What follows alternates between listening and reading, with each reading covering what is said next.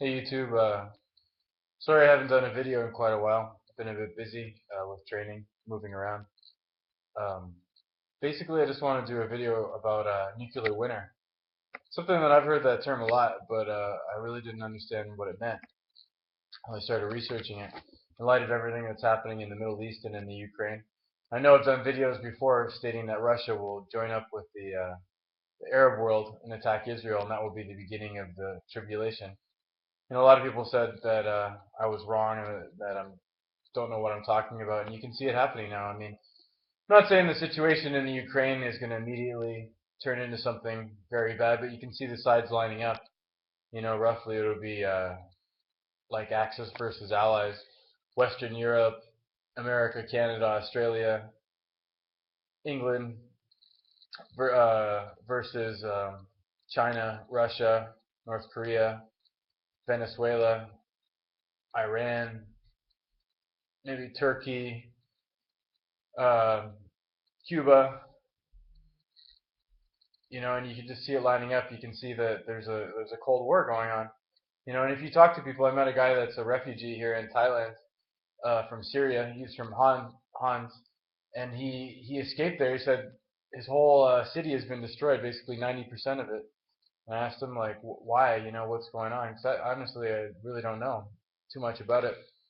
And he said, it's like a renewed Cold War. It's Russia versus America, and it's happening, and we don't really care about it. We seem to have forgotten that all these nuclear weapons exist. Yeah, there has been disarmament, but there's still a lot of nuclear weapons. Like Russia has around 7,000, and America has around 5,000, which is a lot. Because if once you start to study the nuclear winter, you realize that it only takes around 100 of the modern nuclear weapons to trigger that event. What that is that when the nuclear weapons, when World War III happens and it's going to be a nuclear war, when that happens, and Russia and America exchange weapons, and England will, be involved in that, and the Middle East, you know, all the major focal points.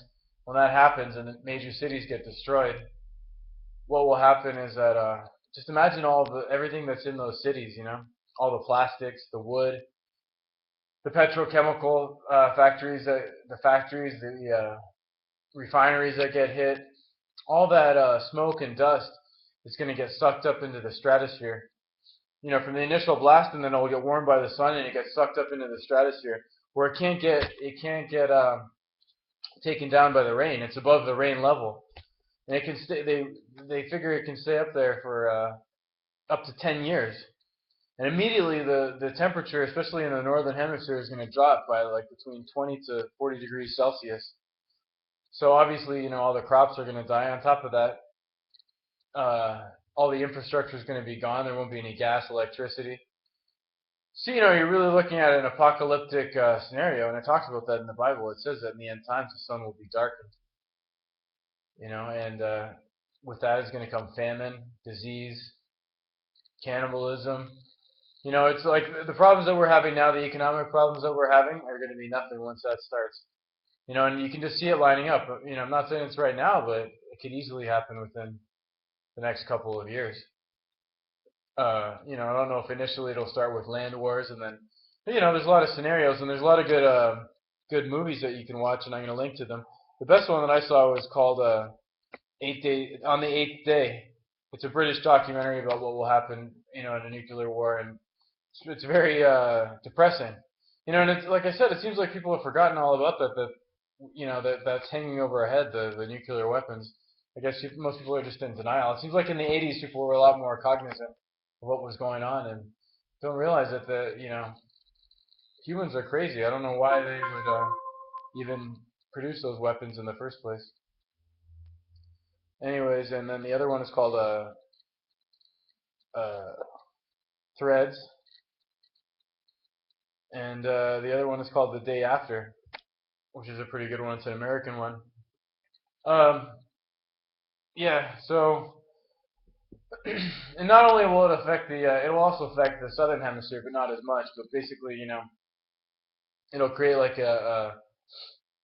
where the atmosphere will actually become very hot, where it's reflecting the solar radiation back into space and absorbing it. And the northern hemisphere, the atmosphere will become hot. The southern hemisphere will be relatively cool. So basically, obviously, the hot is gonna want to migrate towards the cold. And it'll create streams, and they reckon that there's a good chance that will kill the rainforest.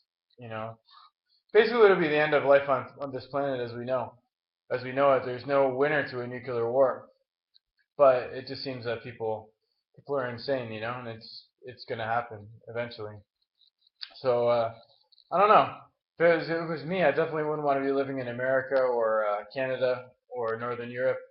You'd be better off, much better off in Central America, South America, Africa, Middle East, even.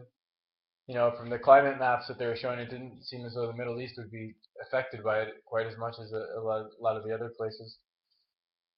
Um, anyways, I don't know. What do you think about it? Do you think it's not proven? Obviously, it's never happened before, except for in they can study it from they've studied Mars, I think it was, where they went and then they saw that effect up there, and then also Hiroshima that created a firestorm. That's what will happen. The cities will become a firestorm.